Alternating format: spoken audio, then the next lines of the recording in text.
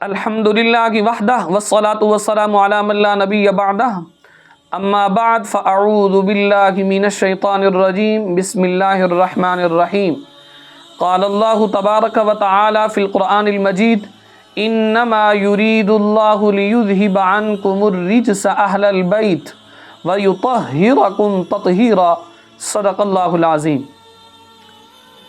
عزیزان من، آج کے ہمارے درس کا عنوان ہے اہل بیت کرام کے 12 اماموں کے متعلق اہل سنت و جماعت کا عقیدہ کیا ہے۔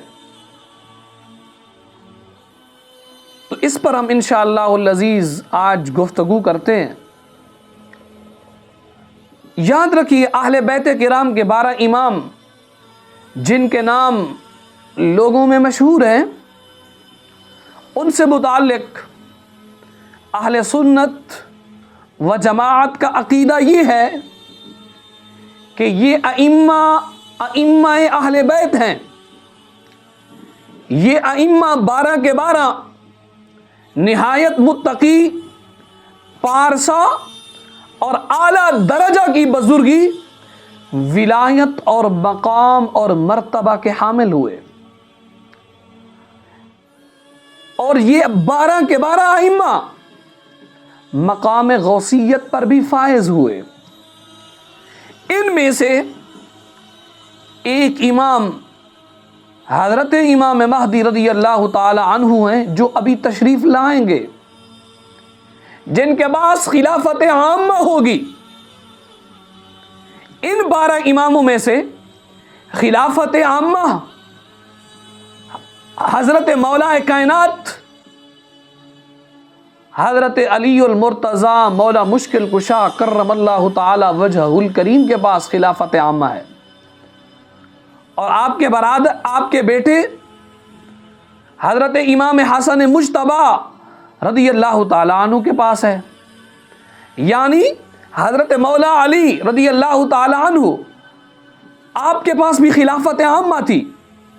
حضرت امام حسن مجتبی رضی اللہ تعالی عنہ آپ کو بھی خلافت عامہ ملی، اور حضرت امام مہدی رضی اللہ تعالی عنہ آپ تشریف لائیں گے، آپ کو بھی خلافت عامہ ملے گی۔ بس اس کے علاوہ خلافت عامہ کسی کے پاس نہیں ہے۔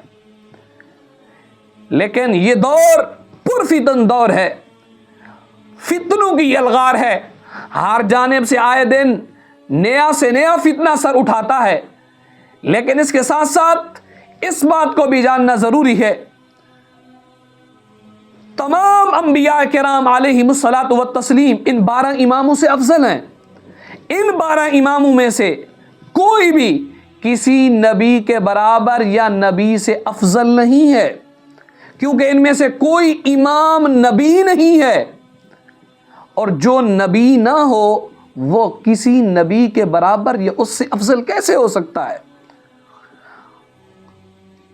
جو ان میں سے کسی کو، 12 اماموں میں سے کسی کو بھی کسی نبی کے برابر یا افضل جانے، وہ کافر ہے۔ ارشاد الساری شرح صحیح بخاری کے اندر یہ الفاظ موجود ہیں: النبی افضل من الولی وهو امر مقطوع به والقائل بخلافه کافر لأنه معلوم من الشرع بالضرورت۔ مطلب یہ ہے کہ نبی ولی سے افضل ہے، اور یہ قطعی امر ہے، اور جو اس کے خلاف کا قائل ہو وہ کافر ہے، کیونکہ نبی کا ولی سے افضل ہونا شریعت سے بدیہی طور پر، واضح طور پر معلوم ہے۔ المنتقد کے اندر بھی یہ موجود ہے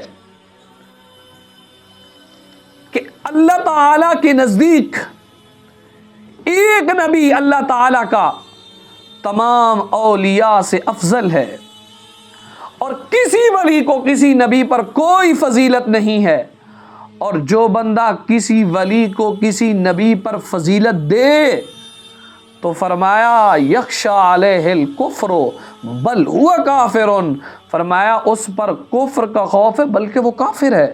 المعتقد المنتقد کے یہ الفاظ ہیں، ان نبیا واحدا افضل عند اللہ من جمیع الاولیاء ومن فضل ولیا علی نبی یخشا علیہ الکفر بل ہوا کافر۔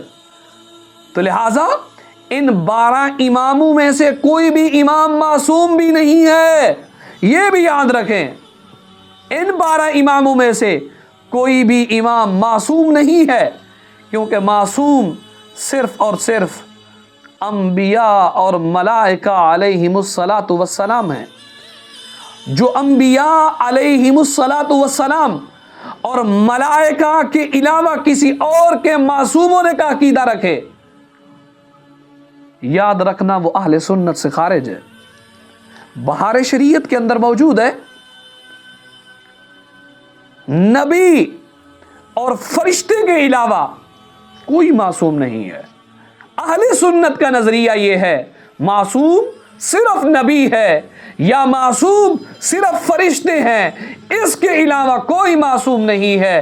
اگر ان کے علاوہ کوئی کسی کو معصوم مانتا ہے، فتاوی رضویہ شریف کے اندر موجود ہے، ہمارے امام اہل سنت مجدد دین و ملت الشاہ امام احمد رضا خان فاضل بریلوی رحمۃ اللہ تعالی علیہ، آپ نے فتاوی رضویہ شریف کی جلد نمبر 14 صفحہ نمبر 186 مطبوع رضا فاؤنڈیشن لاہور سے جو چھپا ہوا ہے، اس کی 14ویں جلد کے اندر یہ آپ نے حکم مبارک صادر فرمایا اجماع اہل سنت ہے کہ بشر میں انبیاء علیہم الصلاۃ والسلام کے سوا کوئی معصوم نہیں ہے، اور جو دوسرے کو معصوم مانے وہ اہل سنت سے خارج ہے۔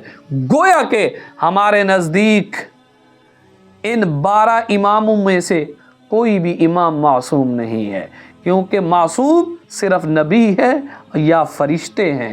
اس کے علاوہ کیونکہ یہ 12 کے 12 امام نہ نبی ہیں نہ یہ ملائکہ ہیں، لہٰذا یہ معصوم نہیں ہیں، یہ اہل سنت کا عقیدہ ہے۔ اور جو ان